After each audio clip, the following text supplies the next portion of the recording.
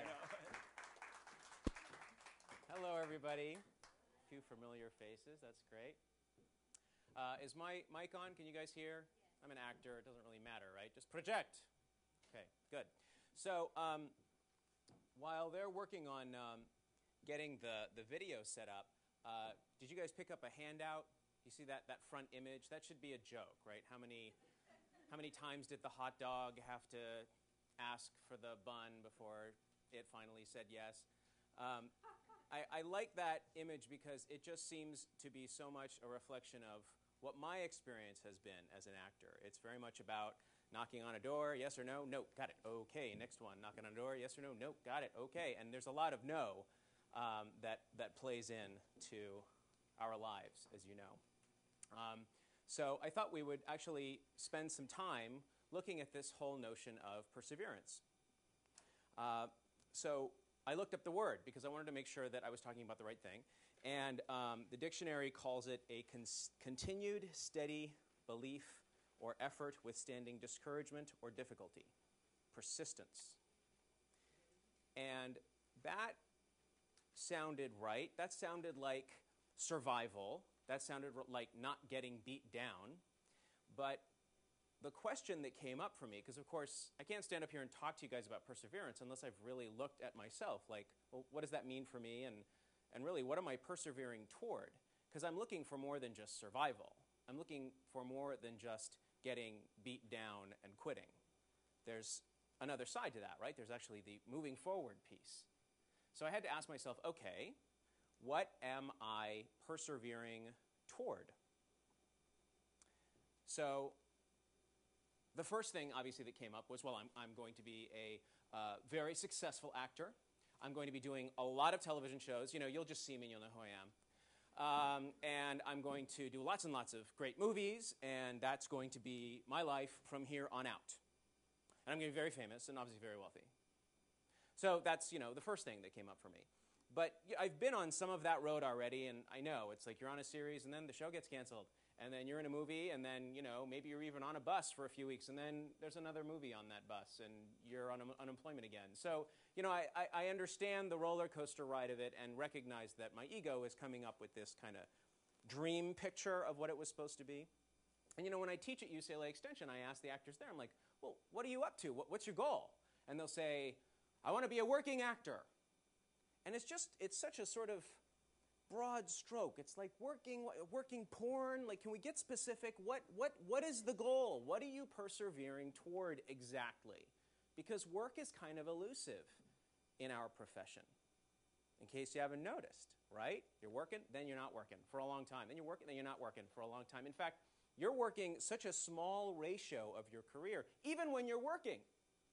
You're on set, you're in a trailer for like 95% of the day. And then finally they bring you on and they're like, okay, it's your scene. And you're shooting and then, great, we got it, you're out. You're like, you're working for 2 minutes. So, just this whole concept of I'm going to be a working actor or I am a working actor, it just feels a little bit gray for me. So I want to give you guys an opportunity to really ask the question deeply so that we're leveraging something relevant in our time together tonight. When I looked at the question more deeply, what I came up with was, okay, what I'm really persevering toward is to be the greatest actor that I can be. And I don't mean great actor like Olivier was a great actor. I mean like, by my own standards, what makes me the greatest actor I can be? And when I drilled down even a little further, what I came up with was to maximize my chances of getting work. Doesn't mean I can guarantee them, because that's out of my hands, but to maximize my chances, to challenge my mastery of the craft, that will make me the greatest actor I can be, I feel, and to expand myself as a human being as much as possible. And to the degree that acting does that, great. So I want to ask you guys the question. Take a moment and just think about it. What is it that you are persevering toward? And by the way, it can be, I want to be a huge movie star. That's fine. I'm not going to ask you to turn this in and then we're going to rate them. There's none of that, okay? This is just for you. But I find that the more specific that we can be as actors, the less we step out of the sort of default, dreamy, unspecific kind of fog that at least I as an artist find myself in more often than I'd care to. So I'm going to give you guys an opportunity to just think about that and jot it down for yourself.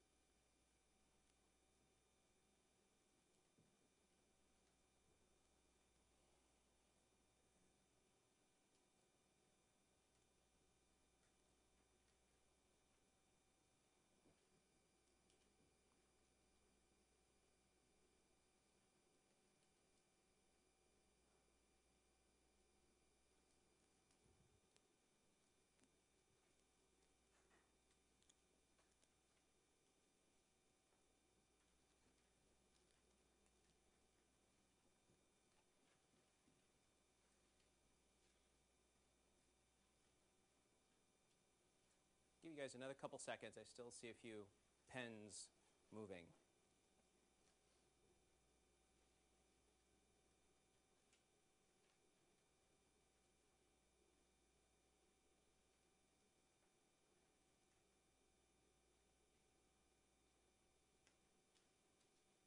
Okay. So as I was preparing to talk to you guys tonight, the image of dice just kept coming up for me. Not because I'm a gambler, but at least not at Vegas. I am in my career because I'm an actor. And what I felt that really seemed to resonate for me was that there's this notion of rolling dice every time I go to an audition. You know, it's like, when I was a kid, I used to play backgammon a lot. That was a popular game in my family. In fact, we loved board games. And so I thought there was a time when I actually thought I was good at rolling dice. I'm like, I can kind of get, yes, I got a 6. I got a 6. I can do it again. Oh, not that. Not that. I got it again. Right? Like I actually thought that if I just concentrated hard enough, I could kind of influence the odds a little bit. You can see why, eventually I decided to become somebody who pretends things for a living.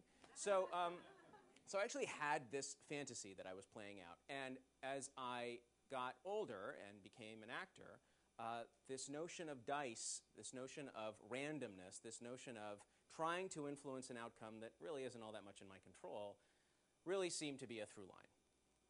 And when we're talking about perseverance, whatever it is you're persevering toward that you wrote down, is especially challenging when the landscape is so uncontrollable, when it's like you're rolling dice, right? So what can one do if one is in an uncontrollable landscape? Well, the first thing that occurred for me is just look for ways to take control. Now, this is an important theme, I think, for we actors, because it's so easy to feel out of control so often. We go to an audition, we give it our best shot, but the decision gets made usually based on stuff that we didn't even have anything to do with. It's our height, or our complexion, or the role was already cast. They were just making sure. I mean, just stuff that it's like, really? I had no control over that. So how can we as actors, just in the service of our own sanity, if nothing else, find ways to take control of our careers? Well, one way is to really examine the headshot. Because guys, I'm telling you, most actors reject themselves before they even had a shot at getting in the room because their headshot isn't working. Here's what I think happens, and I'm going to base this on my experience with my early headshots. We go to a headshot photographer, and maybe we have a vague idea of what we're selling. Maybe we don't.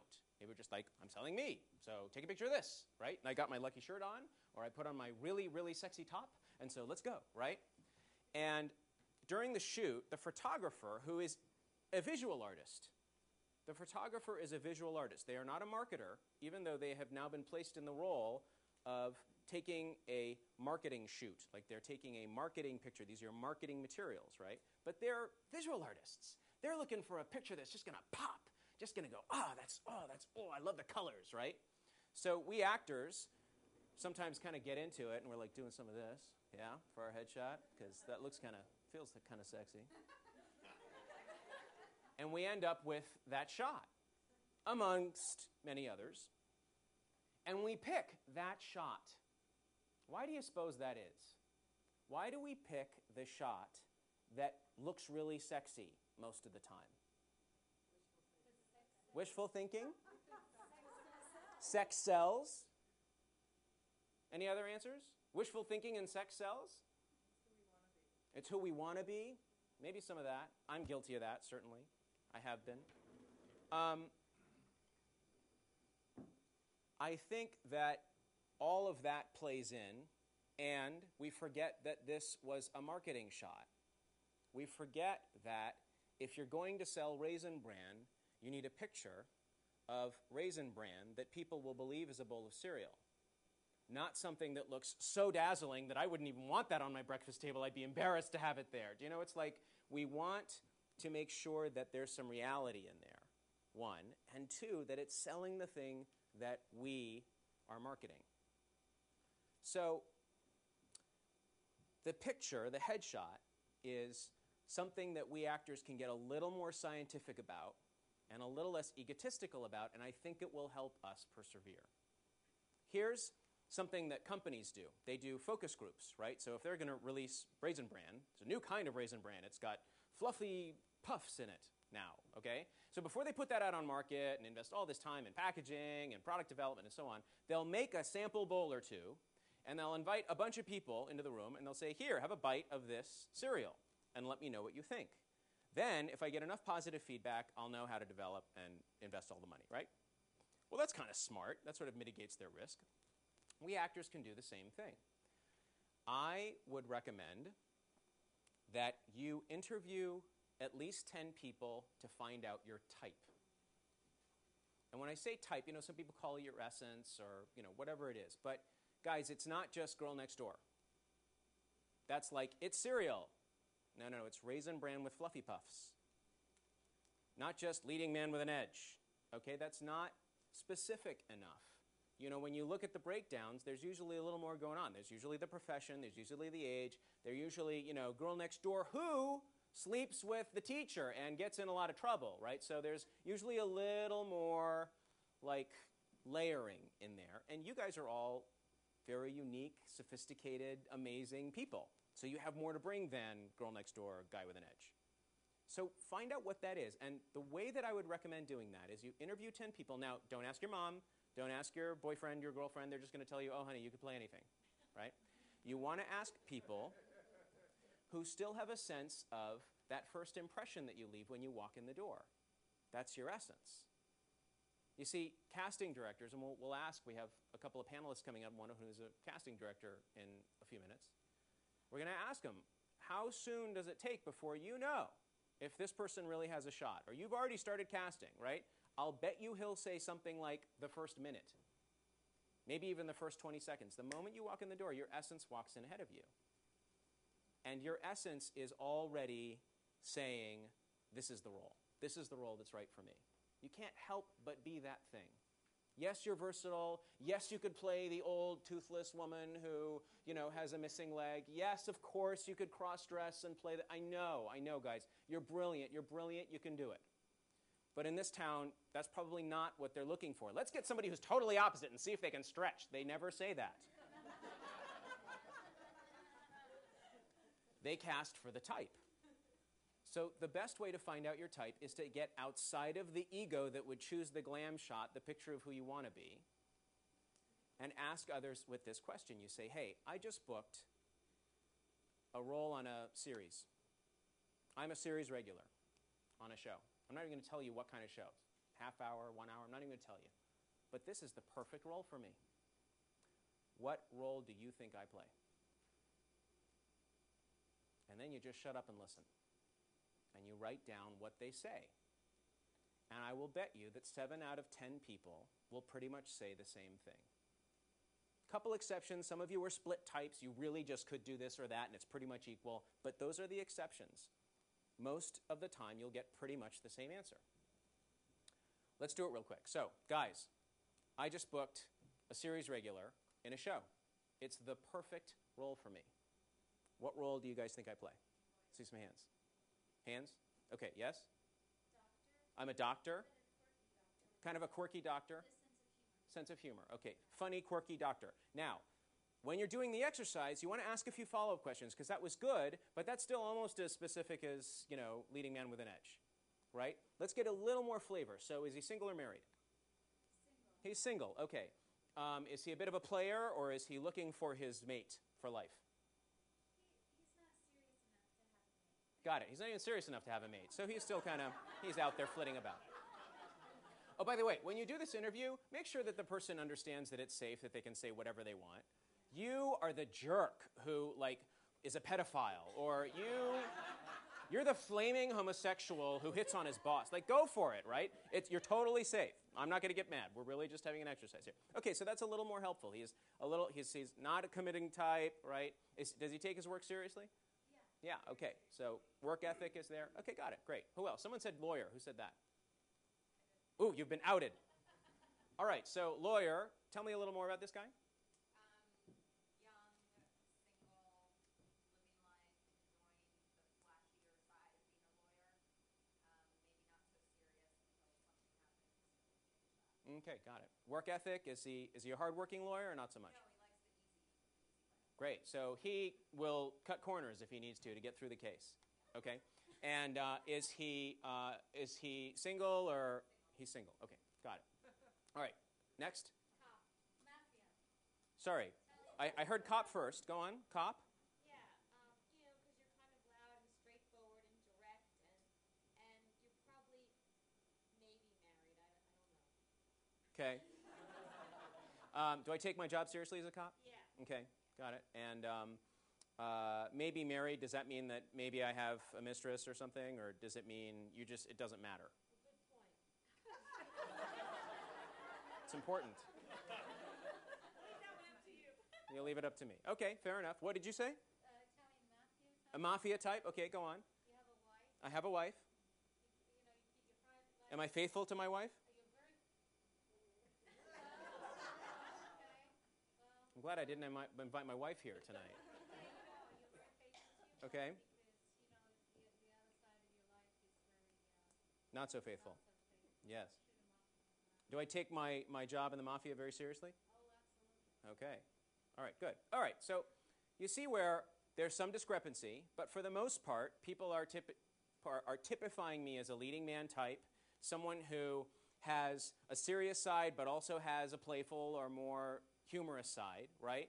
I take something seriously. It's either work or my mistresses, but, there is an intensity there. There is a willingness to be creative with the rules. Okay, so that seems to be kind of the vibe, right? All right, so you're writing this down as you're doing the focus group. I've just got 5 or 6 different adjectives that I can play with.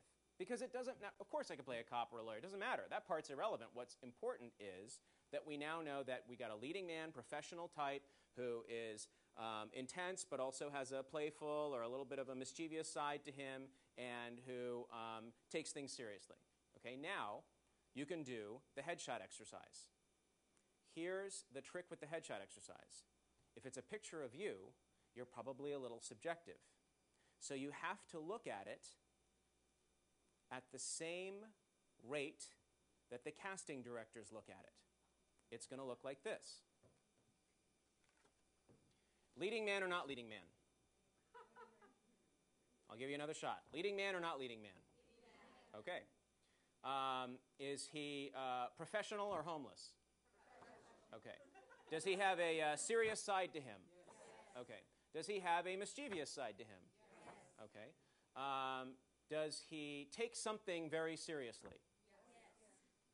A little less agreement there. Okay, but that's the headshot exercise, right? What you're doing is you're essentially just glancing at it and letting your subconscious say yes or no, because that's what casting's doing.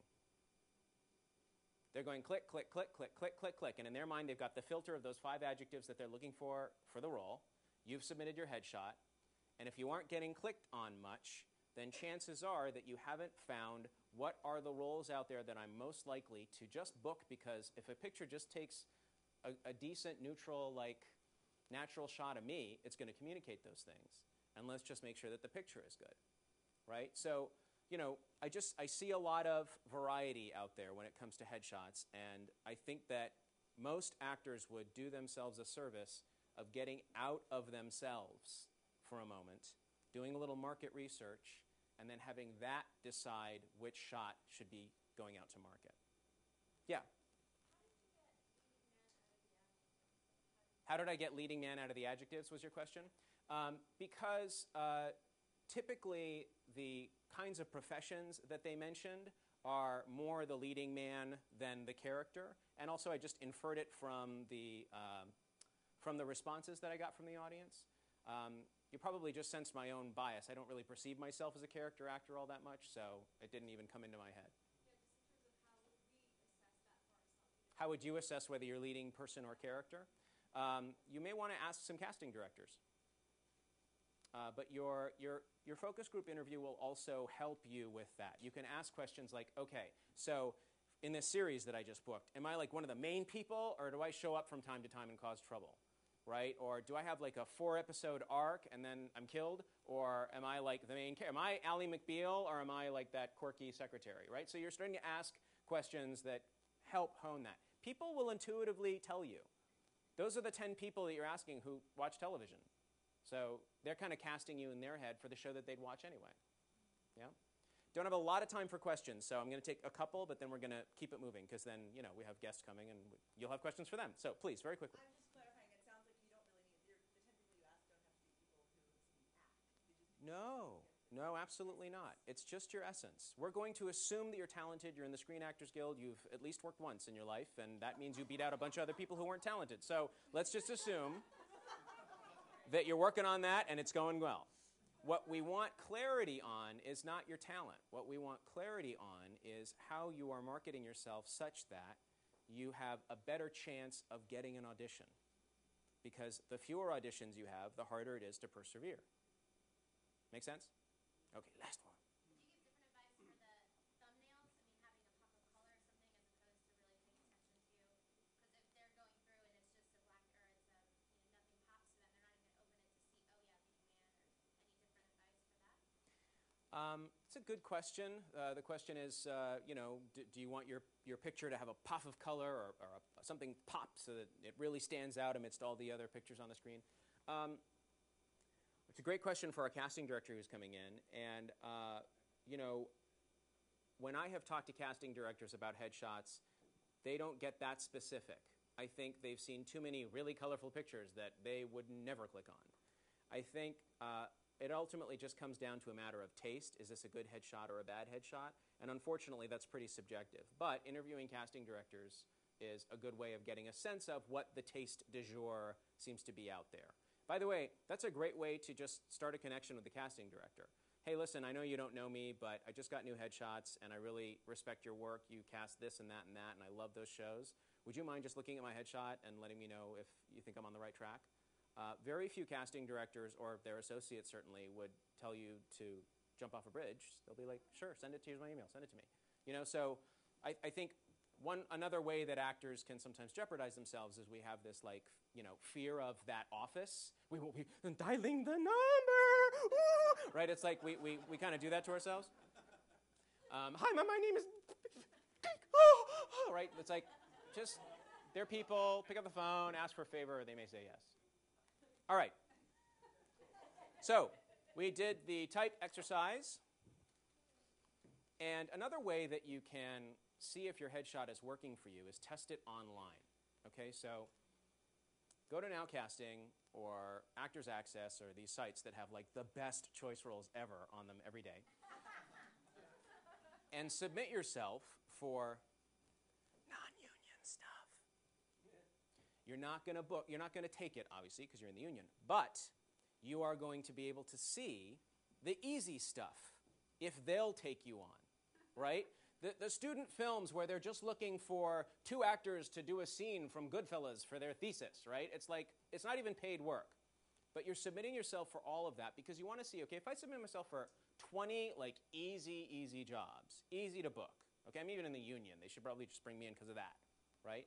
But if you can't get 1 out of 20, then in a soft market, your headshot has a less than 5% effectiveness to it. That's good data to have. I would say your career deserves better than a 5% or less chance. So use those resources as just a way to kind of test the market and see if human beings who are casting things, even things that you don't care to be in, are responding to the image, are getting a sense of your essence. Or is there a conflict in the shot? Are you really kind of quirky smart and you're giving them a picture of sexy, irresistible, right? If there's a conflict in the shot, the subconscious goes, I don't know, I'm doing too much work, next. Okay, so you want that alignment to be there, and that is one way to do it, is test it online. Some other ways that we can take control are to track our auditions. Now, just honestly, show of hands, how many of you guys actually track your auditions? Like, you track where you went, who you read for, okay, I see a minority of hands up. Thank you for your honesty. And then a second wave, and that was like half the people. Okay, good. So half of you, at least, are not doing this all that rigorously. I was one of the people who was not doing it rigorously for a long time. But then I started to see that there were some patterns emerging, and I wanted to understand the patterns. This is my business. I got to understand what the trends are, right? So what I found was that I had a booking rate. Give me 10 auditions, I'll pretty much book 1 out of the 10. That was my booking rate, right? And then there were times when I'd book like 3 in a row, but then if I really looked at the average of the last 30, it was really still 1 in 10. And then I wouldn't book 1 in 20, but then I'd book 3 in a row again, right? So it was kind of panning out that way. That was useful for me to recognize. I also saw that at this rate, I would never make a living as an actor. Let me show you a sample spreadsheet. This is really tiny, tiny print, so I'm going to kind of walk you through it a little bit. But this was September 2008 through January of 2009. I kind of doctored it up a little bit, but this was essentially what it looked like. And what happened was I had 10 auditions in roughly 3.5 months. And I booked 1 in 10. I booked this one over here, this pilot. Shot, and then no, it didn't get picked up, so that was that. And so at this trend, I was going to audition about 40 times a year, and I was going to book 4 jobs. And most of my actor friends were pretty impressed. Wow, you got 10 auditions in the last 3.5 months, and you got a pilot, right? But I couldn't pay the rent with that kind of track record. So I had 2 choices. I could improve my booking rate, so I got more than 1 out of 10, right? I could improve the booking rate, so maybe I got 1 out of 5 or 1 out of 3 or something really good. Or I would have to increase the number of auditions so that 1 out of 10 is fine, but I get 10 auditions every 2 weeks. And those were my options. Or I could continue being, a part-time actor with a day job. That's pretty much how it was. That was the crossroads for me. So a few other things here were very interesting. I noticed that when I got coaching, I mostly booked stuff. When I didn't get coaching, I would pretty consistently not book it. And until I actually tracked that, I hadn't put that together. Sometimes I get coaching, sometimes I was in a rush and I wouldn't, or I got this thing, I can lick this one, and I wouldn't get coaching and wouldn't book it, or wouldn't even get a call back. That was interesting to kind of take note of for me. And the other thing that I started to see was how many workshops, like casting director workshops, were actually leading to auditions, because I was tracking it now. Before, it was just this vague sense. I don't know, I keep doing them, and they're not really working. I was just very subjective about it. I couldn't actually tell you how many workshops would lead to an audition. 1 out of 20. I didn't have that number, right? Because then there's an investment to be made. If I'm dropping $40 an audition, then I got to figure, okay, I'm just paying $400 for an audition. If it's like 1 out of 10, right? So I just had to do some of that math and figure out, is that worth it to me? Now, I know this is getting a little mathy, and I'm really not an accountant, I swear, but I had to start looking at it more like a business to be able to make business-minded decisions. I also found that this was a way that I could take control. I also found that this was a way that I could influence my odds, which would help me in my efforts to persevere. So this is why I submit this to you guys. If it resonates as something that might be useful data, then I can certainly tell you from my experience that you may have a sense of having more control over your career. Okay, another place to take control is at the audition. Now, this is tricky, right? Because by nature of an audition, you're going in, you're doing something, and then they're making decisions that you have no control over, right? The decision is not in your hands at the end of the day. It's in their hands. So what can you do to take control at the audition? Well, one thing that I decided to do was to set an intention or a goal. What's my goal at this audition? Now, in the past, my goal used to be to book the audition. But that was fool gold. Whoa, craziness. I'm sure that's going to piss them off. All right, so anyway, I don't know if it's fixable, but I just yanked a cord. So it was a foolish goal to set for myself because I couldn't control whether or not I booked it, right? But I could control certain elements of the audition. I could control, for instance, whether or not I got coaching. I could control whether or not I made eye contact with everyone in the room when I walked in. I could control if I got there early enough to warm up. I could control whether or not I was completely off book or if I was still kind of doing this thing a little bit, right? So I found that the more of those things that I set up for myself, the more I was able to walk out of an audition and go, I did that audition right. I got it. And it didn't even matter if my agent called me because I had fulfilled my goal on the audition. So to place your goal as something that's completely in somebody else's hands is really an opportunity to get let down a lot, I found. I started to set goals that were more in my hands, more about the experience of being in the room. And the other one that was really great was this goal of making sure that I gave the performance everything I had when I was in that room. Have you guys ever seen Michael Kostrov speak? He does the Psych Audition 101. Some of you have, a couple of you have. That guy's brilliant. He said something that I'll never forget. He said, look, you know what the odds are going in that you're going to book this thing, right? Really, really small. Let's just assume you're not going to get it. You're not going to get it. In fact, just tell yourself going in, you know what? There's no way I'm getting this one. There's no way. So if we're assuming, and you're probably right about that there's no way you're getting this role, then those 3 minutes in that room are your one shot to do everything you wanted to do with this role. That's all you get. They're not going to ask you on set later and be like, hey, do it again and do some other things too. They're not going to do it. Let's just assume that. So how do you get those 3 minutes to be satisfying for you as an artist so that you walk out of there with a, yeah, I gave them that role. You get your opening night and your closing night in 3 minutes. How do you do that? So that when you're driving home afterwards, you weren't like, why didn't I just talk a little bit louder on that funny line, right? How do you make sure that you really commit and make that choice? And I found that when I go in with, I'm not going to get it anyway, it really freed me up to make those choices. What the heck? I'll make a total ass of myself. I'm not going to get it anyway. But if I'm in there with like, let me see if I can do a performance that's going to get them to cast me, I'm just in a pretzel. And I'm making safe choices, and I'm probably performing the same way all the 9 other actors just walked in are, right? And I'm not bringing any of my special creative brilliance to the part. I was saving that for the set.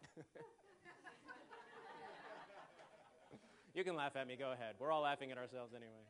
So I found that to be really useful, and one of the ways that I could set the goal for the audition and take control of it. Just assume I'm not going to get it and go in there and really commit to my choice. My choice. This is my shot at this role, and you're going to get the full thing. Because I recognize maybe my only shot.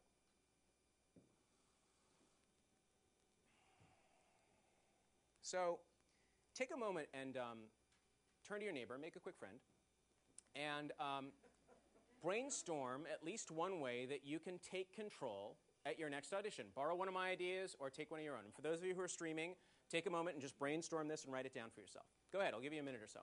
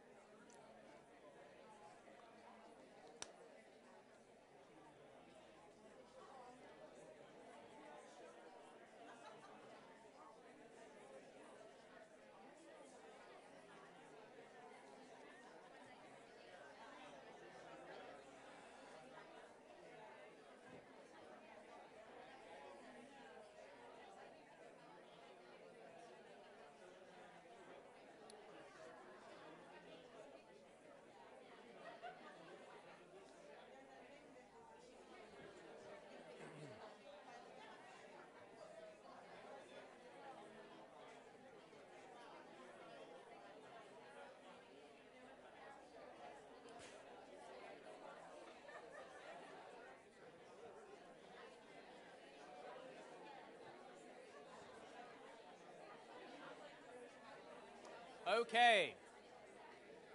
Let's wrap that up. We have a lot to cover yet, so going to ask for your, sorry? I started something, that's right. Okay, you guys can stay friends, and then at the end, you can finish this, okay? All right, so I want to talk about another thing that can really influence our ability to persevere. There's a distinction I want to make first between a commitment and a want. Now, we actors, we have very ambitious desires professionally, right? I mean, especially given that we're in a very saturated market and we want things that very few people, get, and then when they get them, it's kind of a big deal. So we have all of these desires, but there's a distinction between a commitment and a want. And a commitment is a desire that you're taking action on. A want is a desire that you're not. So let me give you an example from my life. I am committed to being the best actor as a craftsman that I can be. I'm in a great acting class. It's really challenging. I get my butt kicked every week when I go. And I'm clear that that's a measure of my commitment to be a great actor. I want to be in a movie with Meryl Streep. I really want that. But I haven't looked up what her next movie is going to be that's in pre-production and contacted the casting director. I haven't looked at directors that she works with often and tried to establish any kind of relationship. I haven't written a screenplay that she would love to play the lead role in and cast myself as a supporting lead. I haven't done any of that. So it's really just kind of a want. And as long as you recognize that, it's okay. But I think as actors, we sometimes get our wants and our commitments confused. We kind of want all of it, and we get kind of upset that we're not getting any of it, and then we take action on a little of it, and then most of it doesn't pan out. Well, that's because most of it was a want. It wasn't a commitment. If you can make peace with where your wants are and what your commitments are, then the expectations get set a little more realistically. There's another piece of this that can be crazy-making, and that's our drama. When I say drama, I'm not talking about that course you took in high school. Drama is the insanity that goes on in our heads as we are pursuing our commitments or as we are pining for our wants. And drama has this current to it, like a river has a current. And drama tends to go from commitment over to want. In other words, what happens is we really are committed to getting an agent. So we send out a bunch of headshots, and nobody calls. And then we start telling ourselves, maybe I'll never get an agent. But then we ask a friend who's represented by someone, and they're like, I just asked somebody else. I'm not really comfortable walking you in. Wow, maybe we'll really never get an agent. And then we try maybe one more thing, and then we stop trying. Well, what just happened? You had this commitment. You were taking action on it. You still want an agent, but now it really is hanging out in want land because you tried a couple things and they didn't work. I'll give you another example. This is a story that I wrote based on my experience with the audition. The day before, my agent calls. How I love to see that number on my caller ID. You've got an audition. Next thing I know, I'm looking at new material. I read it over. I sound great in this role. I want this part. I start preparing. I get coaching. The seedling of the character takes root in my heart. I'm fantasizing about what my life will be like when I've booked this. I already know how I'll spend the money they pay me. We've just met, but the part is already mine and I belong to it. We are inseparable. The day of. The lobby is full of people who look vaguely like me. Their lips move in silence as they do my part. Jealousy, betrayal. How could my part do this to me? I thought we had something special. I feel like I ate broken glass for lunch. I muster professionalism. Good luck, I tell another actor as he heads into the room. I hope he makes an ass of himself. It's my turn. I'm announced. The reader acting with me sounds passionless and bored, but I pour myself completely into my performance. I give it my best. Is my best good enough? Thank you, they say. Nice job. Did they mean that? Suddenly I'm back in the lobby. It was over so quickly. The next actor is already in the room. I hear laughter through the door. They didn't laugh like that when I read for them. the hour after. My car is on the freeway, but I am still in the audition room, playing my performance over and over in my head. I should have done the ending differently. I paid my coach $100. Why wasn't I better prepared? I'm too hard on myself. I was great. I hope they saw that. The day after, my phone rings. No, it's not my agent. What's taking so long? Are they deliberating? Could they honestly have given my part to someone else? Separation sits in. Heartbreak. My heart is lost. Breathe. Don't do this to yourself. I bet it was that funny actor who went in after me. That bastard didn't deserve it. It's just an audition. There will be others. I'll never work again. The week after, I haven't had an audition in a really long time. Maybe I should switch agents. This is not a career. A career is where you go to work every day and get a paycheck. This is an exercise in self-deception. I should just give up. I'm withering inside. My dreams are like clouds in someone else's sky. I'm wasting my life on hope. The day before, my agent calls. How I'd love to see that number on my caller ID.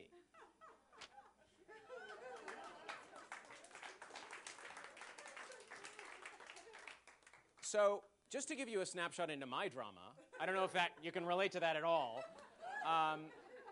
That stuff is crazy making, and it's what turns so many commitments into wants. That sort of thing has had me stop going to coaches because there were too many auditions where I went to a coach, I didn't get it, and I'm like, all right, you know what, coaches don't work, right? And I just made a decision based on a few experiences, and it really tested my perseverance. So I share this with you because I really want you to be able to clock the drama. Don't mistake it as truth. It's just nonsense that we tell ourselves a lot. And as actors who are often seeking employment, the drama gets turned up to 11 a lot of times in our head. So at least be able to go, oh, that's drama. That's drama. So that there isn't the same level of buy-in. Meryl Streep, that woman who I want to have a movie with at some point, said something great. She said, put blinders on to those things that conspire to hold you back, especially the ones in your own head. Smart lady. Okay. So we don't have time to do this share with your neighbor thing. So remember your friend who you just talked to? Like I said, stay friends. And then afterwards, you guys can talk to each other about maybe some examples of a want or a commitment, something that you can change from a want into a commitment. It's a useful exercise. All right. You guys ever heard this before?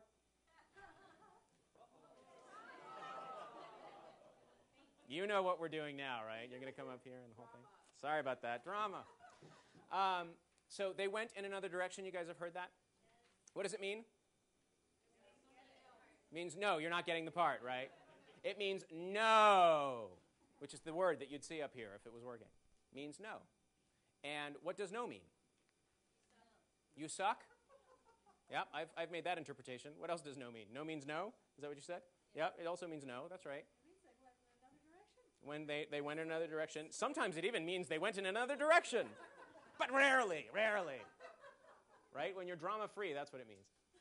Well, as actors, one of the things that we get to do is we get to take a line, a word, and we get to bring a creative interpretation to it. Right? I mean, that's part of our artistry. So I invite you to bring creative interpretation to the word no. Here are a couple of suggestions. One, the subtext is not yet. And I've seen this often where I'll go into a casting office and they will say, no, we went in another direction, but then they'll bring me in for something else. Not long after, right? It really just meant not yet. It really just meant, hey, we're going to cast you, just not on this role. And if I can remember that, it keeps the drama at a lower level of volume. Another creative interpretation for no that I want to subject to you is not until I learn the lesson. I've found that auditions are actually really sage teachers. And the ones that I missed, the ones where I heard no, taught me so much about myself, about my ability to audition, and about how I can improve and become the greatest actor I can be.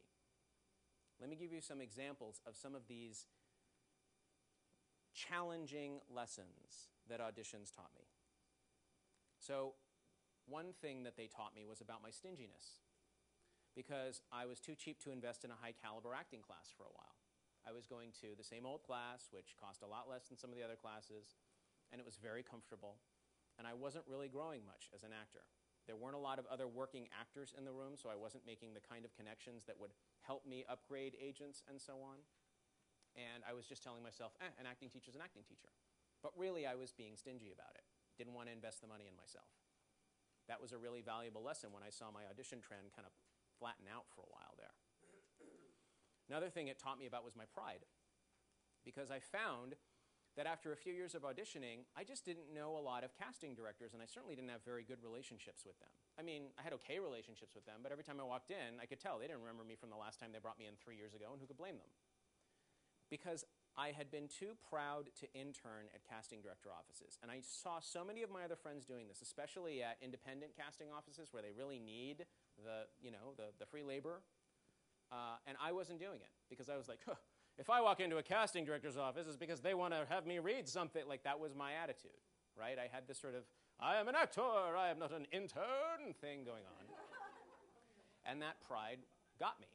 It got me in a way that I was not able to establish the kinds of relationships and connections that I could have if I had gotten over that pride. My arrogance came forward as a lesson because I failed to get coaching before every audition.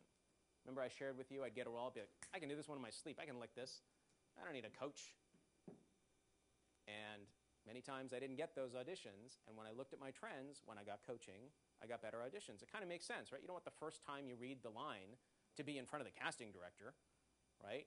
Just because you do it in your head doesn't give you the same level of facility with the material as having the opportunity to do it out loud with at least a friend, if not a coach who can guide. Complacency. I settled for mediocre coaching. Definitely did that. I got really comfortable with the same coach over and over again, and after a while, I started not booking so much because the coach was kind of a choicey coach.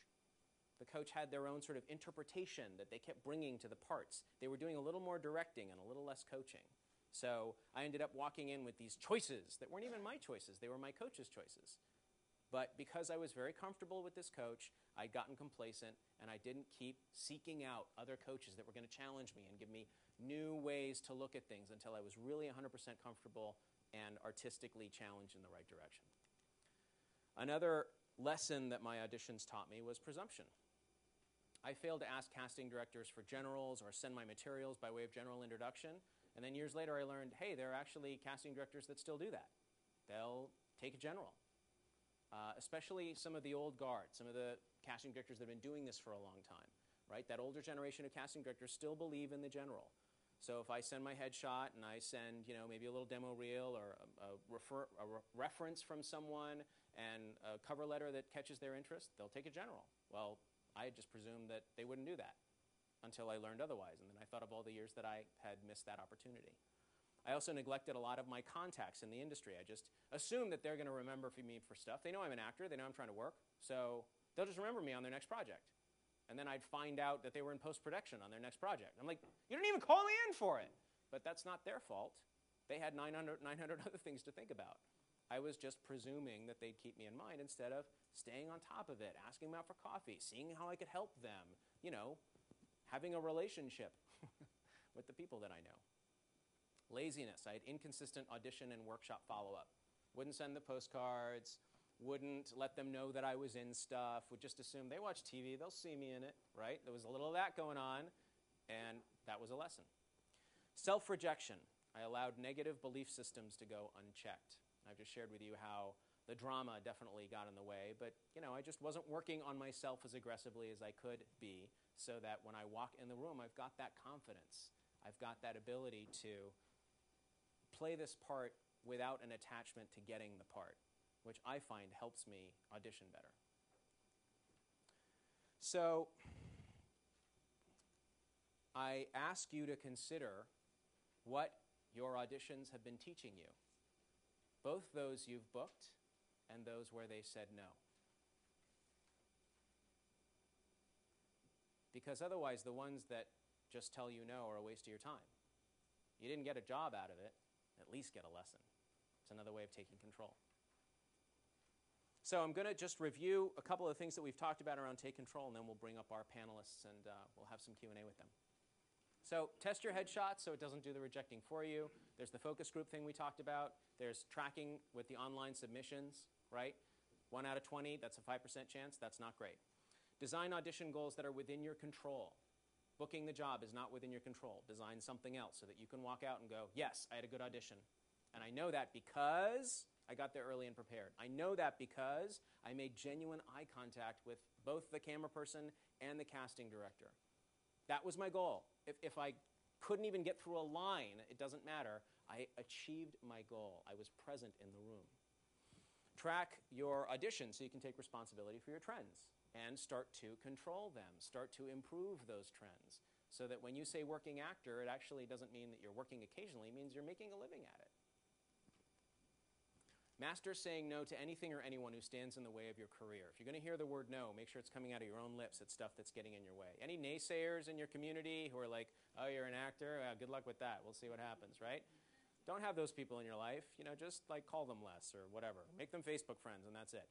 So, you at least don't have that influencing the drama. Ask yourself what the lesson is for the word no, and get into a class with working actors, especially those who are further along in their careers than you. Those are people who can inspire you. Those are people who, frankly, can tell you about a project they just auditioned for, right? They can be like, well, look, I'm not a Malaysian woman, but, this thing I just auditioned for has a part for one, so why don't you go in there tomorrow? Why don't you ask your agent to get you in there? I've had plenty of auditions brought to my attention from colleagues who weren't my type and were more than happy to share about that kind of an opportunity. Also, that's a great way to get an agent. You work with another actor, you become their friend, they're rep by somebody that you'd like to meet, and that's how most people get their representation, I find. Intern at casting director offices, especially the independents. A lot of the more established casting offices have a policy, and we'll actually talk a little bit about that with our panelists, but the independents will be open to that, a lot of them, and it's a great opportunity to network. I have a friend who just did this. She interned at a casting director's office, and she said, listen, this is my only condition, okay? If there's a role that I'm right for, I want a shot at it. And the casting director was like, that's fair, of course. I know you're an actor. That's fine. If there's a role, great. So, and her other condition was, and whenever there's an opportunity for me to read in the room, I want to do that. Because, yes, I can shuffle papers and sort headshots, but what I'm really good at is acting. So let me, read the stuff across from the other actors. So they were trying to cast this role, and she was reading, the director's in the room, the casting director's in the room. They get through everybody, and finally, they haven't found what they're looking for, and the director's like, well, she's doing a great job. Have her read it. So my friend gets up and reads it, and they book her. She was at the right place in the right time. She was in a casting director's office reading a part all day long for the director. That's like a pretty good audition. It's like an 8-hour audition. And she got the role. But, she was smart enough to make sure that she was interning, that she was establishing great relationships with everyone, that everyone was getting really comfortable with her and her work. I mean, she really set herself up to win there. So there is an opportunity there for those of you who are open to the interning notion. Get good coaching for every audition. People have different opinions about coaching. I have learned through my own ups and downs with this that I always audition better with than without. So if that's true for you, don't be like I was once and get complacent with your coach or be too stingy or too arrogant to go for it. Establish a target list of independent CDs. Ask their offices for generals, attend their workshops, and offer to intern. So the more relationships you have with casting directors, the better your chances of persevering in this. Any project that you can take on, right? Like there's TV shows and movies that they have to tell you you can take on, but there's a bunch of stuff that you can just take on, like play readings or plays. Like you guys can just produce that, or there's a much better shot of you getting into a local production of theater than there is you getting on the next TV show. So I really encourage you guys to get into that stuff. Improv, obviously, very easy to get into. shooting your own demo short and putting it on YouTube, but publicize it, okay? Because even if the casting directors don't come, they'll know that you're active and that you're out there improving your craft. And that is important. There's a difference between an actor that, you know, they heard of once and an actor that there's like, wow, doing improv again, that's great. Wow, this person, they just shot a short on YouTube. They may never go to your, they probably won't. They won't go to your shows. They probably won't even click on YouTube. They're too busy. It's okay. But you are branding yourself as an actor who is out there doing it. And that is more likely to stay in their minds than hoping that when your agent sends the headshot, they'll be like, hey, nice shot. Make sure that you are reaching out to the industry contacts that you haven't seen in a while. Meet with them face to face. And I'm going to end on this point because we have this funny idea of networking in this town sometimes that, well, we're Facebook friends, so that counts for something. Guys, I have like hundreds of people on my Facebook that I don't know. Some of them I don't know. Some of them, they'll comment on my status. I'm like, whatever. You know, it's like there's not a lot of connection going on there. There certainly isn't a lot of advancement in the relationship. That stuff happens face to face. If they ask me out for coffee, we'd probably get to know each other better, and then when I'm working on a project that they're right for, I'd be much more likely to bring them in than the fact that occasionally I see their picture on my Facebook page. So it's that presumptuousness, again, thing that I had fallen prey to, where I'm like, well, you know, they know I'm an actor, so of course they'll remember me for the right role. It's a fantasy. We've got to be proactive. We have to take control so that when we are persevering, it's because we have put ourselves out there and created a dynamic that is valuable to other people, not just something superficial. All right, so let's see, is there anything else? Yeah, oh yeah, and there's the inner work, the therapy, the meditation, affirmation, whatever you do to keep yourself whole and healthy and healed as a human being. Very important, guys, because your career is probably not going to offer that consistently. If anything, maybe the opposite. Okay, so this is something that we'll do afterwards. I'll just invite you to do this on your own. But if you can list 3 ideas that you want to adopt for yourself from everything we just shared, then by all means, take that. It's now yours. And I hope you really run with it and that it helps you in your perseverance. We've got to move to the next section, but we'll have plenty of time for questions in the Q&A. So I'm going to turn things back over to, is Simon here? Yes, there he is. All right.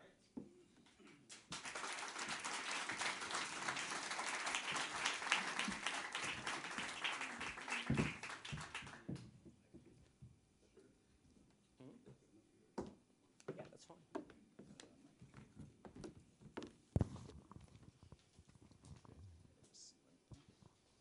Please welcome Eric Soulier from UDK Casting. And Jaime Farrar from JFA Agency. Welcome, Jaime. Welcome back.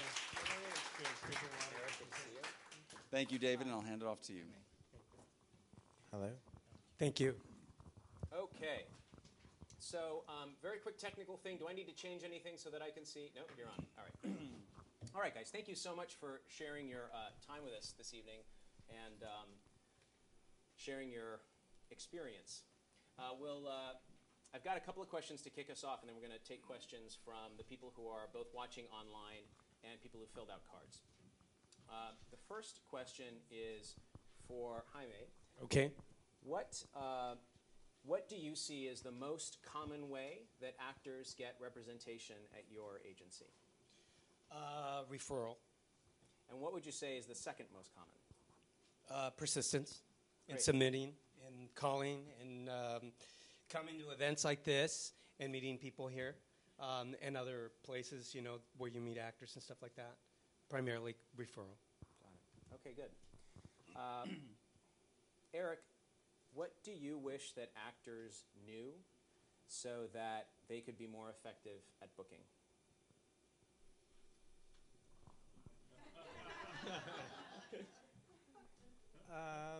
Can you hear me? Okay. I think the most important thing to know when coming to a room, especially, I mean, for pre-reads and especially when producers and the director are in the room, is to keep in mind that we're looking at you not only as an actor and your performance with the scene, but how you would be to work with if we were to hire you. And I think the most common mistake people make is just coming across a certain way that would turn off the producers and director from wanting to spend time with you on the day if they were to hire you? Because, I mean, we're a TV casting office, and we mostly cast the guest stars and co-stars, which are the supporting people. So they don't want someone who's going to make things go slower. So, again, the most important thing is just keeping in mind that we're seeing how you would we are also seeing how you would be if we were to hire you, not just based on your performance, but as a person. That's great. This actually ties into another question, which is, where do you see the biggest mistake specifically? Is it in the picture, like when the actor submits their picture and their picture is just clearly they haven't kind of done that research to make sure that they have an effective picture? Or is it in the chit-chat before the read where you're getting a sense of them? Is it during the read? Is it maybe the callback? Where would you say you see a lot? I mean, you can talk about all those, but where do you see a lot of actors tripping over themselves? Well, obviously the picture is the first thing we see, and if we're calling you in not knowing you, most likely on a pre-read basis, I mean, you have to look like your picture, because if you don't, you're wasting your time and you're wasting our time. So that's obviously the first step in getting in the door. It's a pre-read chit-chat is okay. Again, a pre-read's usually when we don't know you. So we want to get a sense of you as a person, but not too much, mostly because we probably don't have the time. As far as tripping over yourself, actors tripping over themselves, I mean, in those regards that you just said, the one thing that came to mind is if we pre-read you and all goes well and you do a great job and you get a call back, actors who come in and change it up from between the pre-read and the callback, because we're calling you back based on what we saw and we want to see that again. So if you stray from that, if you do something different, not only will it probably not get you the job, but it's going to make us not want to hurry up and bring you in again, just because it makes us look bad and it makes us possibly not trust you in the future. Yeah, makes sense. I have a question from Dylan. For me, attempting to get a manager or agent is the most difficult aspect of my career. Do you have any advice on an effective or productive way to get representation? And that would be for Jaime, but obviously if you have thoughts. Know somebody. That's the best thing. I mean, find a friend that can help you if it's been that difficult to build a relationship so that there's trust. Eric just talked about trust. We have to trust that we can, trust your talent, trust you as a person. So if you do find that friend of yours that can walk in a picture, it's a lot easier. A lot of times the actor has to do his homework on what type of agent is out there for you. There's so many agents and so many managers, and there's a lot out there, so do your homework. Find the person that has a history or the reputation to represent people that could contribute to a successful career. So you have to be specific that way. I think once you find yourself specific in that area, you'll probably be successful and get that relationship with that agent. Jaime, can you talk a little bit about what you see in terms of submissions? I mean, I think, I've written 100 letters. I am currently seeking representation. I have attached my headshot and resume. It's like I write the letter and I'm like, really? Did I even need to write that letter? You're not an idiot. You got it. Right. And yet there's also the impulse to want to start a relationship and start to express how I may be creative or unique or what have you. Can you talk a little bit about some of the things that you see and really what works and what doesn't? Well, what doesn't work is electronic submissions that you CC to every single agent that you can finally manage to fit into that whole category. It just turns you off, because you're blindly submitting yourself just random, like playing lotto. But to be very specific, to be very personal, to find out something about that office, but also tell me something special about you, and really, really brief. I mean, your workshop is really wonderful. You know, I got here on time, and it's so inspiring to just let people know that you have to have faith, but you have to have faith in yourself. So in a way, a line that reads that way, that I can get that from you, may draw that attention to have that interview with that uniqueness of that individual, because that's what it's about. It's finding that needle in the haystack. We're sitting in this room right now, and there's a lot of people. Then there's a lot of people watching us, and so on and so forth. So you have to separate yourself from everybody else. So you have to find that one plug of uniqueness that's going to attract me, rather than that full-page letter that tells me all this blah, blah, blah, blah, blah, that I'm not going to get to read, because I've been reading the breakdowns. So you want to be very brief and specific and unique. Okay, so you stand out.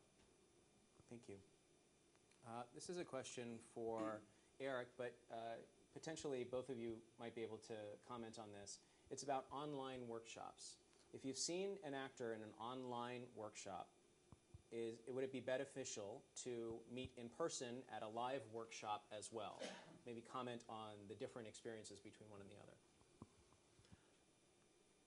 other. Well, for me, I mean, I do participate in both, and online workshops, I'd say 90% of the time is people submitting their demo reels, which is great, and I love watching demos when I can, and it's a great excuse for me to watch them. So in that regard, yes, it's even better when they take my workshop in person. That way I can just put a face to a name. And if you do an online workshop and then take one in person, always mention it to me or the person that you're doing it with, that you have done it for them online before. And I mean, because whenever that's happened for me, and it does happen quite often, I'm very pleased that they're persevering in that way, and also that I get to meet them in person, because, I mean, it's always fun to see someone's work and then meet them. Yeah. So it ties into something we were talking about earlier in terms of presumption. It's and let me know if this is accurate for you, Eric. When there's so many faces crossing the radar in one day, we can't presume that they're going to remember us from really anything. It's really valuable to say, hey, there was this one workshop, or hey, you actually cast me in this one thing. I had the pleasure of reading for you, whatever it is, so that they can make that connection. Would you agree with that? yes. The more FaceTime with someone, the more exposure I have to someone, the more likely I am to remember them. Yeah. Very good. Okay, so this is another question for you, Eric. What is the best way to audition or get seen by you if an actor doesn't have a theatrical agent? Do you accept, well, let's see, there's a few questions here, so let's start with that one.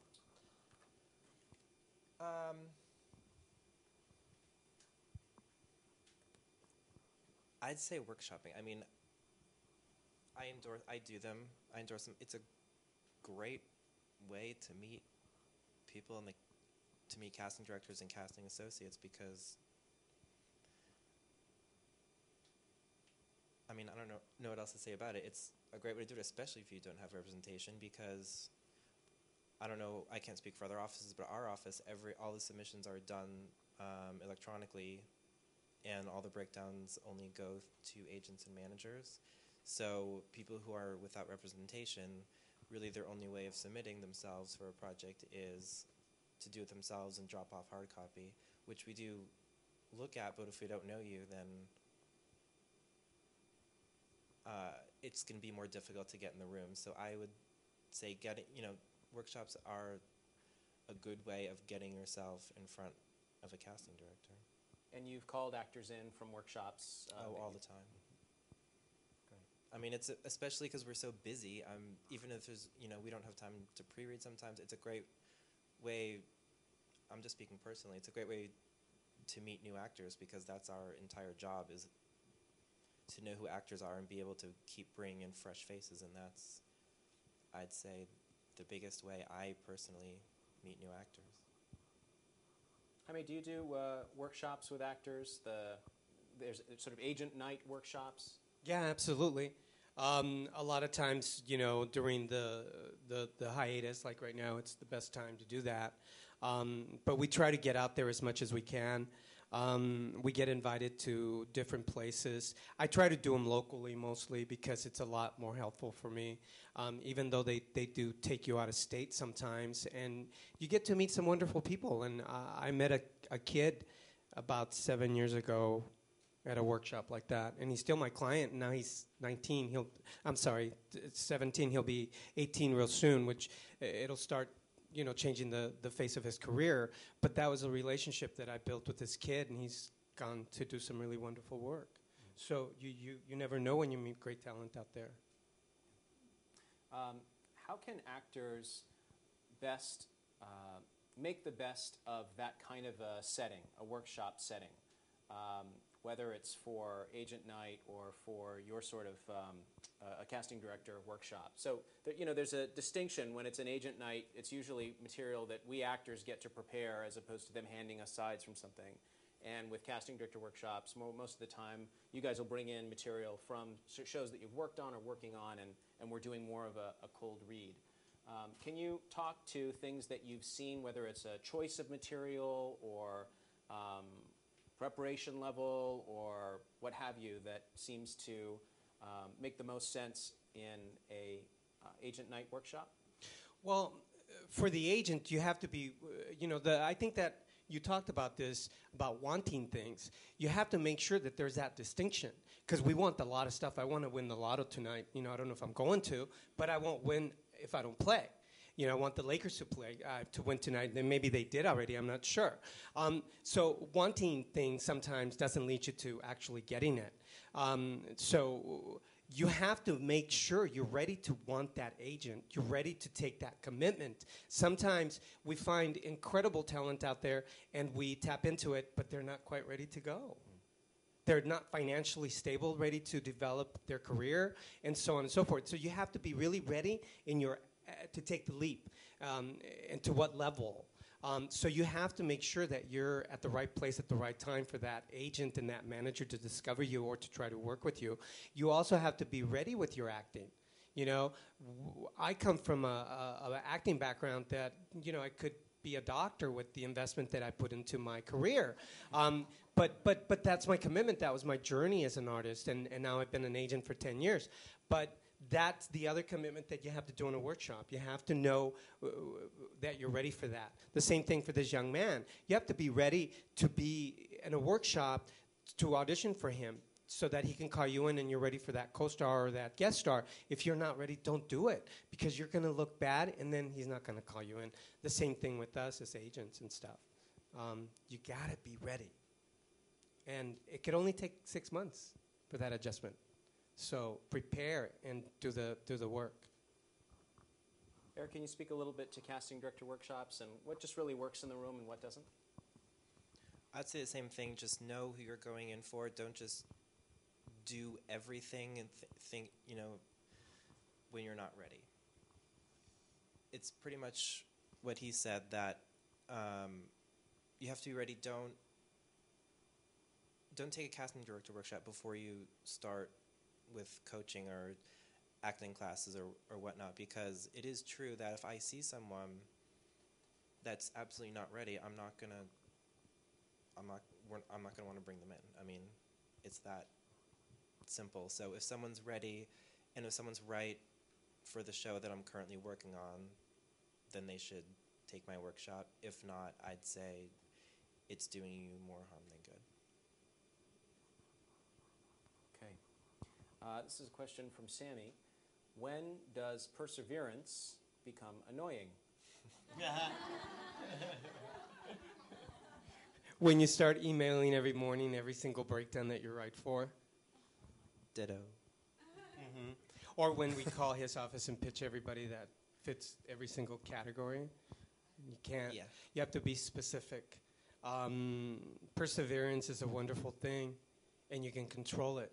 And I think you should find the distinction between perseverance and annoyance, and be in touch with that so it doesn't hinder your relationship with me as an agent. I agree. Again, it's kind of the same with the workshops. Only submit yourself, only pitch yourself, only have yourself pitched if you are totally right, because there are people who do contact us for every role, every episode, and it makes the actor lose value to us. If they, because I mean, at least in my mind, if someone's pitching themselves for something that they're completely wrong for, it doesn't make you look smart. So just be smart about it, and be smart about what you want to be considered for us to want to take you seriously and bring you in. I want to talk a little bit about being taken seriously. The casting director workshops that I've been to have a wide palette of experience in the room. There are people that just got off the bus and they're pretty green, and then there are other people who are more experienced. Does it speak poorly of them that you'll see them in a room like this auditioning for you? Does it speak poorly of them? Yeah, does it, some actors have a stigma around it. Like, well, I don't want to go to a casting director workshop because that's mostly where a lot of green actors are. No. So that's not something that would occur to you? No, I mean, I do them, and there's lots of very busy working actors who take them, and I respect them for taking them, because it may be someone who has 25 guest star credits, but they've never been in for me or my office, so I think it's great they're doing that. They know that they need to get in front of me and the channel into my office, and I think it's great. So if that answers the question. Yeah, it totally does. I think it's useful for actors to hear that, I think, because it's difficult to know whether the casting director definitely sees everyone in the room as equal when the resumes aren't. Yeah. Right. And I think that's also on the security of the individual.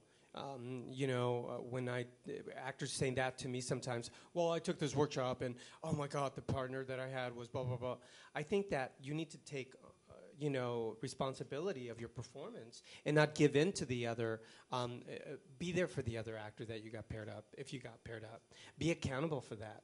And I think it goes back to your acting chops and choices that you're going to make at that particular night. Yeah.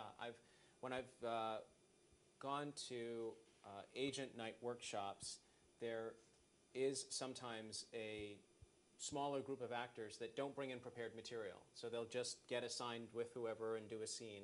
And those typically are the performances that seem less like they're going to be remembered than the ones where actors have prepared a monologue.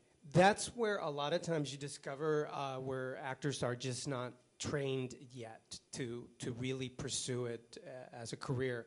Because I did a workshop, and a lot of people came into the room doing monologues, and they weren't cast right for themselves. You have to know your casting. If you're going to do a monologue for me as an agent, I have to see the castability in that role that you're bringing to me.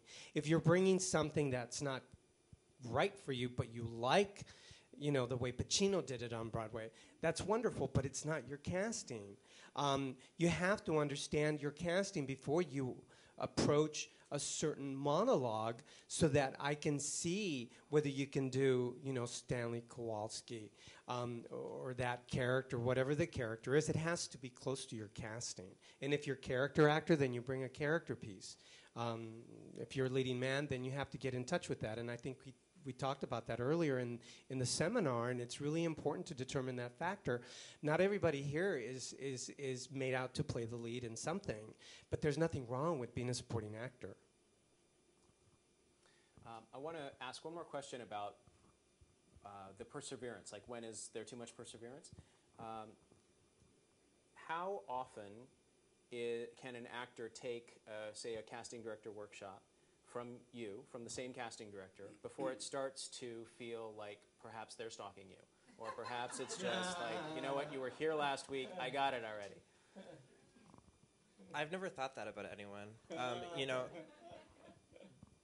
Obviously, many people come to see me quite often, and the only thoughts I have are that I respect them for that, and I think it's great that they're putting themselves out there, especially, and there's two sides of it. Either I've called them in before after meeting them and they continue to take my workshops, which I think is great because they want to work with me and they want to continue that relationship. And then there are people who I may have met and they'll take my workshop again, and in between those two I hadn't called them in yet. I mean, I think either one is great. So I've never seen someone take my workshop more than once and been put off by it. So there's no such thing as too much of that. I can't speak for anyone else, but for me, no. Great. This is a question from Tara. I've been in graduate school for the last 2 years. How can I get a brand new agent and start fresh? Is new media something that would help? Sure. If you're in grad school, does that mean an acting grad school and you're still going to school? That's the sense that I get. I think if that's the case, then I think you should maybe wait till you finish and complete that course and you're fully 100% available. I think that a lot of times people come to us when they're still in the academy and stuff like that, and they're tied into their curriculum, and then oftentimes they can't go to the callback. They can go to the audition, but then the callback gets in the way. And that's not good. So you have to be sure that you're ready to take that leap and go into it, full time. Invite us to your graduation. If you're having one of those showcases, a lot of times that's when we do discover a lot of really good talent because it's raw, brand new, and they just finished studying, so they're really, really strong and feel real confident with their skills. Tara has a follow-up question. How many different looks or headshot types do I need? There's commercial, there's theatrical, but... I think maybe to be safe, a few.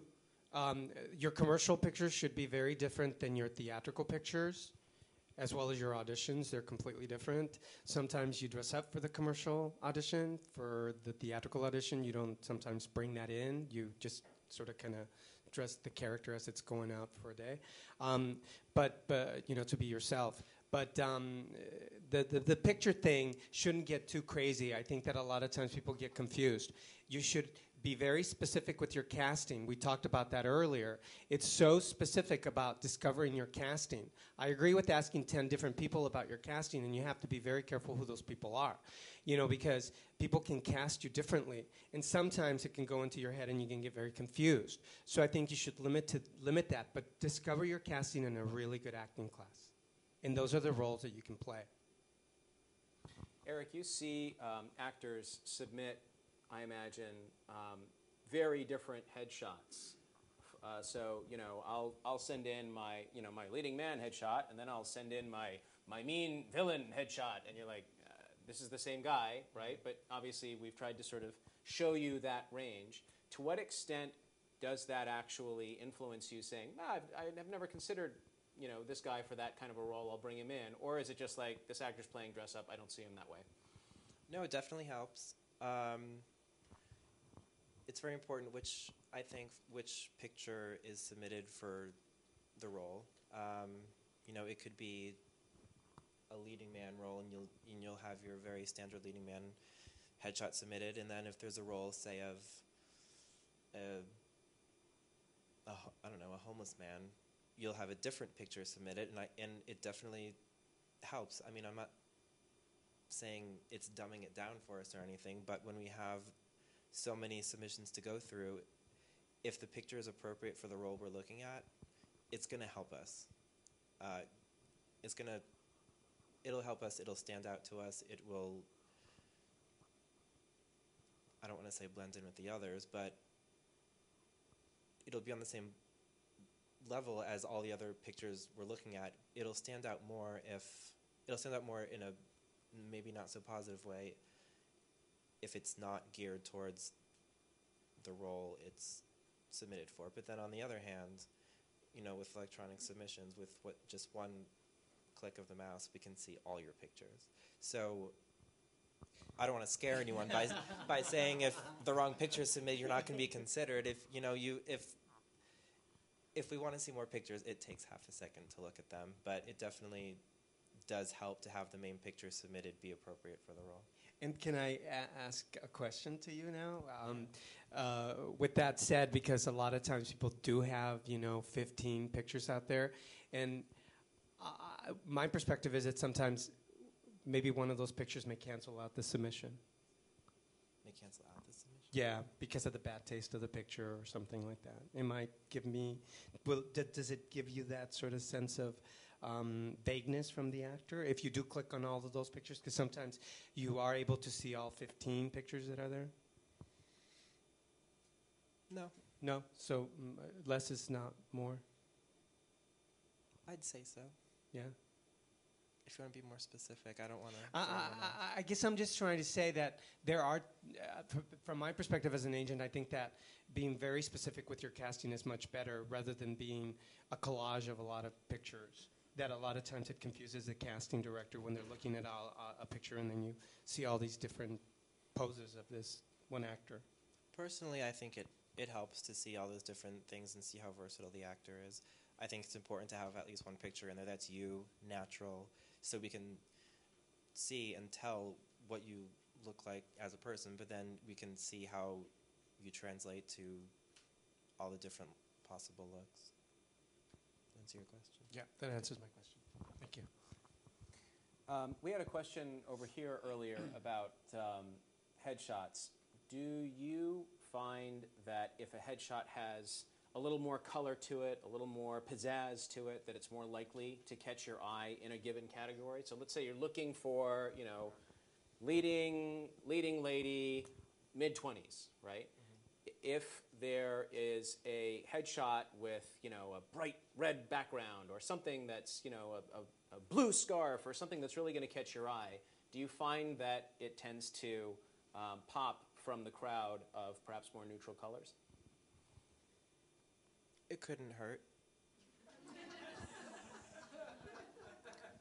But I can't think of any specific case where I remember a certain picture standing out over others because of the color.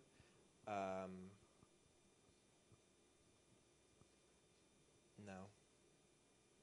I mean, personally, I think the pictures that stand out the most are the ones that look like, that are close, because we see like 25 pictures per page when we look at submissions. So just a close-up, natural, good-looking picture of you. Right. That just represents you well, and it's an inviting shot, and I think that's what we respond to the most. Do either of your offices have interns? And if so, how would an actor approach that opportunity? If you're in school getting credit. Our interns can only be students who are receiving school credit for their internships. For us, we welcome interns every now and then.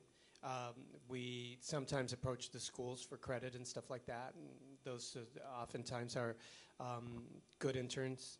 They ask very little questions, and it's not about them. But either way, I mean, there are times when you welcome an actor just so that they can learn and understand the process, and then you become more aware of where your career should go and how you should handle yourself. So I think that I welcome that opportunity to actors to come and put themselves in that position so that you can see how difficult sometimes it is. I think that internship nowadays is a little bit more complicated because you spend so much time in the computer, and it's a little bit more like that. 7 years ago, you welcomed interns because you had to put out 25 packets out by a certain time, and they helped you pull pictures and everything else. Now it's a little bit more complicated that way, but there's still enough work for people to see and to learn from us to just learn the business. And I do want to add something. I mean, the school credit thing is recent. Most of the time I've been there, we have had interns who are actors, and I think it's a great thing to do to learn about the process. But the biggest piece of advice I have, if you are to intern in a casting office, which I think is a great idea, is just keep in mind that just by being there, we are aware that you're an actor, and we when it came to our interns who are actors, we, they are such a big help to us that we try to bring them in for roles as whenever they're right for something, whenever they can. It was the interns who overly, submitted themselves for every single role we had, or when we had sessions, the office asked if they could read. That probably is not a good idea. Just by being there and helping, whoever you're working for knows you're an actor and appreciates your help and will bring you in whenever they can. Consider that the office that Eric works for is a much more established casting office.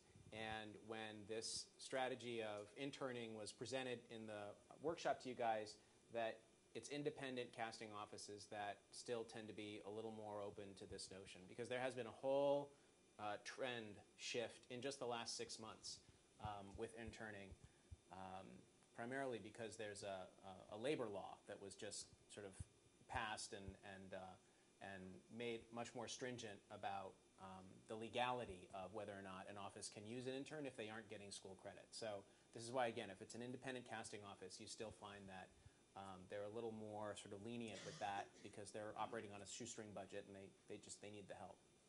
Yeah. Okay. So this is a question from Erica. In your opinion, what makes a great agent? And the question is directed to Jaime, but I'd actually be interested in both of your opinion on that. All right, I'll start. So I'll get to talk about myself. No. The actor in me never dies. Basically, what makes a great agent is one who, takes you seriously, understands your process, and is there for you. I come from a small office. They tell me not to say that. They say to say boutique agency, because we handle a few people, and there's 3 of us in the office. But what makes me, for example, a good agent, I think it's my background. It's my journey as an actor. I invested, over 20 some odd years as an actor. I invested through Screen Actors Guild, take pride in that, and also I was very much involved with the process of committees and handled committees through SAG. So I'm really aware of the actor, their needs and concerns, but I'm also very tough when it comes to your craft because I took it very seriously. So I want my actors to take it really, really seriously and always be in a really, really good class, always working and exercising your craft. So for that sake, I think I understand the actor very, very good. So, and to have that relationship with your actors, I know that some offices are bigger than others and they don't have time to do that. But I think that a good agent should know who you are, should know what you want, should know what your goals are, so that between the 2 of us we can strategize and make something happen. Anything to add to that? What you found makes a good agent? For an actor or for us? For you guys. Just respects our process and represents their clients well. Submitting actors who are right, pitching only when actors are right, respecting our decisions and our opinions, and if an agent calls to pitch their client and we take a look at them, we say, oh, they're not right, they respect us, they thank you, and that's it. Just an agent who has respect for what we do and our process, and those are the ones we have the best relationships with. And represents our clients well in terms of who to submit and when to submit, and submitting actors who are available and not submitting actors who are unavailable, or not submitting actors who have already been on the show, just who are working hard for their clients and respect what we do. There's a question here that is actually directed to me from Bob. Define the term generals. So generals this gives you a sense of how they were once a much more popular notion than they are now. But generals are essentially an interview. And there are still casting offices, typically not television casting offices. Most of the time it's feature casting offices that will just bring an actor in. They're either in between projects, so they have time, and they want to just see who's out there, or they're sort of exploring and they haven't quite put together a list of who they might bring in for something, so they just want to meet the person. They just want to get a sense of your essence. So they'll bring you in for 5 or 10 minutes, here's your headshot, great. Oh, I see you worked on this play, or I see you've worked on this other film. What was that like for you? Whatever. 5 or 10 minutes go by, and that's it. Thank you. I may bring you in for something. That's a general. It's just a quick interview with a casting director. It is a bit of a skill to be very competent and effective in a general. Sometimes actors get very nervous. Sometimes they just don't know how to navigate that. Sometimes they start reciting their resume because they want to make sure that the casting director knows that they just did an episode of CSI, right? And the casting director can read, so that's really not fully necessary. But that skill, that interview skill, is still absolutely relevant, even outside of the general context. For instance, when you meet an agent who is considering representing you, there is an interview, right? So can you speak a little bit to that, Jaime, about what is a good way for an actor to manage that interview when they sit down with representation, and the question on the table is, are we going to work together? Well, yeah, I think it's to get to know who you are, but not from the resume part, because we understand that already. So it's to get to know a little bit about you, about your commitment, about your journey as an actor, where have you been, what do you know, what do you like. There are times when people come in and one of the worst things to do is to talk about your last experience with your last agent. And you're already bad-mouthing somebody, so therefore I'm learning something about you that I didn't know, and that doesn't help me anymore. It's only sort of you're talking your way out of being in partnership with me, because I'm seeing a side of you that perhaps is going to be, you're going to talk about me later on that way. So that's one of the things to stay away from. It's always to bring some uniqueness about you, about who you are, or maybe you went on a wonderful trip and we talk a little bit about that. You might have gone to Peru and try to help people, help them with the Amazon or whatever. That's so much more interesting rather than just hearing an actor, on their soapbox, because a lot of times you want to stay away from that, so that even though it's so much what we want to know, but it's really not what we want to know. And it's so confusing, but it's not. So don't come in complaining. Come in there being very specific and very much to the target about your uniqueness. Yeah, that's great.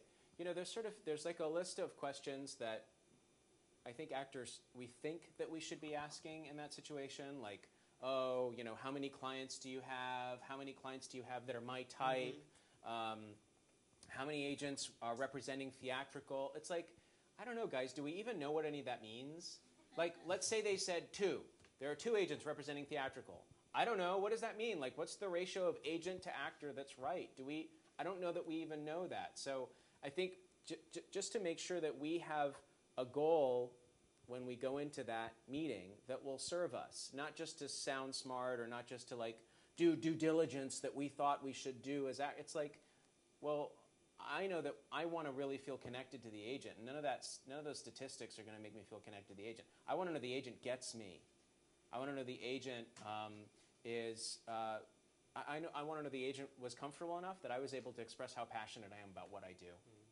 Maybe even start to ask some of the policies, like, well, do you guys welcome me popping by, once every couple of months and just checking in and showing my face? It helps me when I do that, because then I feel more connected to the office. Do you guys prefer I call? Like, that's the kind of stuff that I would want sorted out. So I just submit that to you guys, because I think as actors, no one ever gave us the roadmap of how to manage that interview, as well as what to do with the chit-chat before an audition. It's like we walk in, we're all juiced up, we're ready to, hit that high note, and then it's like, sometimes the casting director wants to talk a little bit. And we have to be able to navigate that. We have to be able to sort of put that stuff aside and be like, hey, how's it going? And, no, I didn't mind the wait. It was just fine. It actually gave me a little extra time to prepare. Whatever it is, they're not going to be like, okay, go. I mean, sometimes they are, but sometimes they're like, okay, hey, how you doing? Do you have any questions? What's going on? We have to be able to kind of click in and out of character like that. So I just want to sort of throw all that at you guys. Is there anything that you would add to the either the conversation before the audition, such as it is, and whether that's your style or maybe you've seen it in larger rooms where the producers or the directors have a few questions before they go, or if there's anything else you would add to the general for what the actor should be asking or looking for when they're in that situation with you. Well, I think that's a good point about the permission, what to do, what not to do sometimes, because I think that a lot of times the person it's not even interested in who you are. They're so interested in themselves. And as actors, we have to be, interested in the other person. The agent, a lot of times you want to know a little bit of the individual. Sometimes people don't know anything about you. They don't care. So I think it's about caring. It's about building that relationship. So it's engaging into a conversation that is interesting. Yeah, very good. Rather, full of smoke. Well, it's just like good acting, right? Putting your attention on the other person. Exactly. Yeah. Eric, anything you want to say about that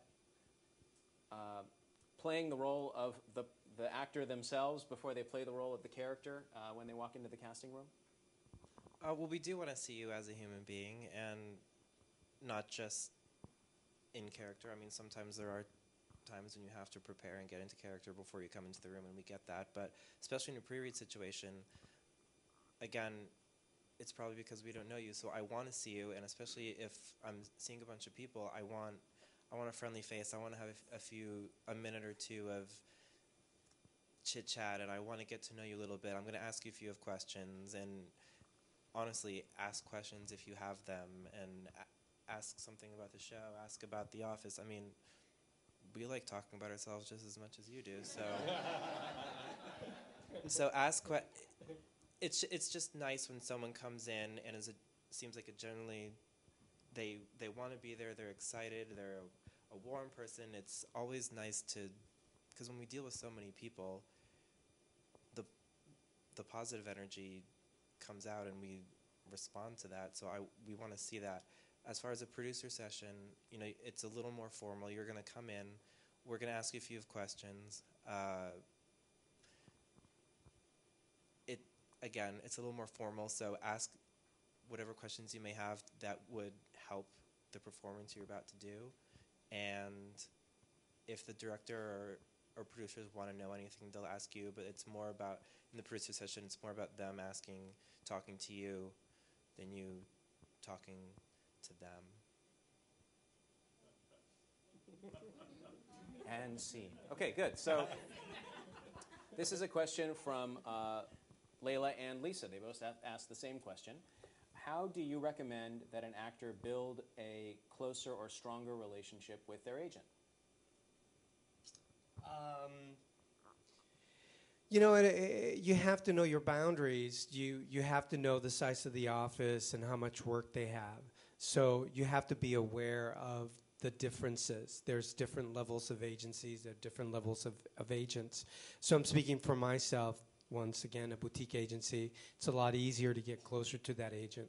So I think that it's just being engaged in conversation, being engaged in the process of your choices in acting classes and good pictures, and being involved that way in your career. And then sometimes just go out to lunch and I'll talk about acting and maybe see how good that is, because we are also people, we like other things aside from the work that we do. So it's finding out what I'm interested in. I love the Lakers. People want to bring me a ticket or two. Sure, I'll take them. And I'm kidding there, but at least now you know a little bit about me. Not really. That kind of thing. What else do you like? maybe go to a good movie or something. I mean, I am very personal that way, but I'm speaking for myself. There's a lot of other agents that separate themselves from this work or from the relationship of the actor. If that's the case, then you need to respect that because it is a business. I have found recently that there was a habit that I was not in, that I'm beginning to get in, which is just to call the agent after the audition and let them know how it went. And I found that my agents are really receptive to that. Yeah. Like, they actually wanted to know. And even if it sounds like the last one, like, I don't know, I thought I did okay. You know, it's like, it's okay if that's just all there was to share. But it's just another thing to connect about that the agent is actually invested in. Whereas, you know, asking them to go out to see, you know, Saw 7 because I'm really into horror, it may not be their cup of tea, and so there may not be that social connection there. But finding out what the agent does like and does respond to, I think, is something that we can glean from, you know, from Jaime's comment. You know, if you're into the Lakers too, then that's a genuine, authentic way that at least the two of you guys can talk, or girls, whatever, can connect. I think the other thing to recognize is that not every agent will be your friend. In fact, very few of them will. That's really not how the relationship is designed. And having a close relationship or a strong relationship with the agent has nothing to do with how often you'll audition or book. So if it is a genuine compulsion, like, gosh, you know what? We were like brothers in another life or something. I really want to get close to you. Okay, well, that may be a genuine impulse. But if it's, maybe if I'm closer and stronger relationship with my agent, I'll get more auditions, then just notice where there's a manipulation game going on there. Mm-hmm. Okay. So, let's see. If a casting director has given redirection in the pre-read, how do we know whether the second way we read is what you're looking for? So if you get redirection in the pre-read or in the first time through, how can we read, essentially, your feedback so that, you know, we know what to do with it? For me, you really can't. Because if you're redirected and we only have you do it that second time, I mean, it could really mean, yes, that's what we're looking for, or you still didn't get there. I mean, it's tricky because it can go many ways. Usually if I do have an actor do it again with redirection and they hit it, I will tell them, yes, that's it. That's great. I mean, I'm never going to say anything else except that or thank you.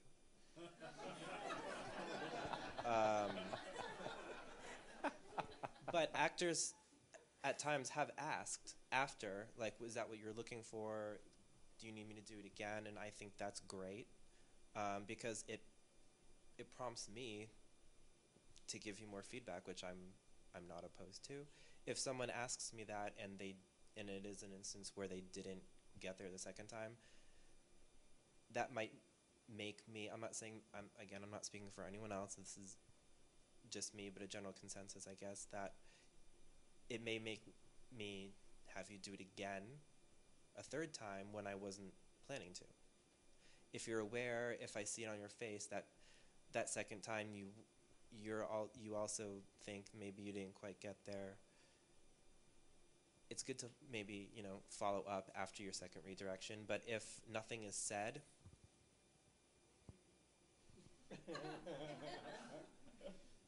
then just be happy with what you did and leave the room. I mean, if you don't get a call back, if it doesn't always mean you could have done a great job. There could just be like one little thing that made you not right. So I tell everyone, when you leave a room after an audition, just forget it happened and just go away with it thinking, you know, I read for this person, whether I'm right or not. We had the chance to work together and I had a good time, and if I'm not right for this, they'll remember me for something else. And if there is a callback from a pre-read, the actor should definitely do exactly what they did in the last reading that they did with you, right? Yes, if you don't hear otherwise, do what you did the second time. Because if I want you to do if I want someone to do it the way they did it the first way, either I'll tell them in the room saying I'm bringing you back, do it that way, or when I call your agent or call you to give out the callback, I will say, and please tell them to do it the first way they did it. Great.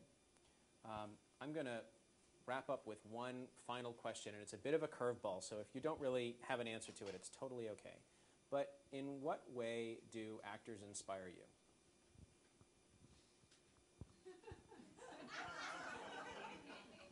Do you see them in the way that they go about their careers or in the way that they interact with you? And I know it's a general statement, but you sort of get that there's a certain cloth that actors are cut from.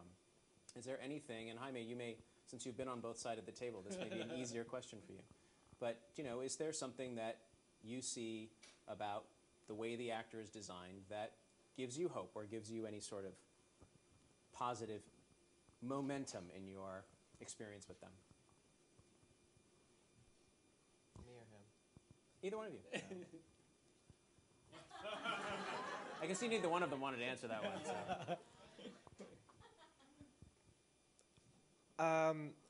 I would say it's tough what you do. I could never do it. So it is inspiring every single day. Seeing actors just go after it, and when we bring people in, seeing them have prepared and just taking the time to drive across town and waiting in a waiting room and just going in for 1 or 2 lines. It really drives me and what I do, wanting to help actors move forward and get jobs and do what you love to do. So if you guys weren't doing what you're doing, I wouldn't want to be doing this, because it's not self-serving. I personally, selfishly, I get the most satisfaction from the job out of helping people do what they want to do. So just seeing actors on a daily basis moving forward and keeping on going and just working and taking classes and doing everything they can, it makes me want to help you. So Actually, I know that to be true of Eric, because Eric does a lot of workshops. And neither one of these guys are getting paid tonight. These guys are here because they just wanted to share. There really isn't much in it for them. And sorry. Please. It's completely rewarding. All the long hours and the stress that may come with our job, it completely pays off when we're able to get someone a job and hire someone who gave it their best, and after that, tracking someone's career and seeing them book another job or get this and doing that, and it makes it all worth it when we're able to give someone that. My favorite part of the job is telling an agent or telling an actor that they got the job, because you hear, oh my God, he is here! And that's for me it's the accomplishment of the actor that you have been working with. When you get them to a certain level and you build a career, you start out. Sometimes the biggest accomplishment is when you work with somebody who's not part of this membership yet, and they get that opportunity, and you help them get into the union, and you did. They have Hartley, one of our actresses, and she's in her 40s, and did one of their shows, and that's a great thing to see someone who accomplished that at middle age and be a part of it, and now continue to work and continue to go out, continue to produce results, and make money at what they're doing. That to me is the biggest joy. The other joy is going all the way to network with that one client that you've been working really hard with and get to that level. The other thing, too, is a lot of times working with casting on the idea that they put out for that breakdown, and you look at it and you want to contribute your idea and your art form to it, too, because it's a collaborative effort. it doesn't start with me as an agent. It starts with who wrote the piece, then who's producing it, then who's investing in it in the studio. And there's so many dynamics to the game. We're kind of like the bottom of the creativity process, and yet at the beginning of it, if you really think about it, but when they call our actor that sometimes they didn't think he was right for, whatever, or she, and then they get to that level, and then you move up the ladder and they get that one big part, or they become the star in Glee. And that is like a huge accomplishment, and that's the goal that you work for. For me, that's the journey, and that's the beauty of working with the actors, of giving them that opportunity to believe in them so that they bring you in, and then you get to do your thing. Well, thank you guys both. And I really applaud all of you for your perseverance. It is inspiring. And the fact that you're here tonight, a long night, but you're still here to learn what you can and grow however you can as actors really speaks volumes about who you are and how you treat your craft. So, thanks for your time this evening.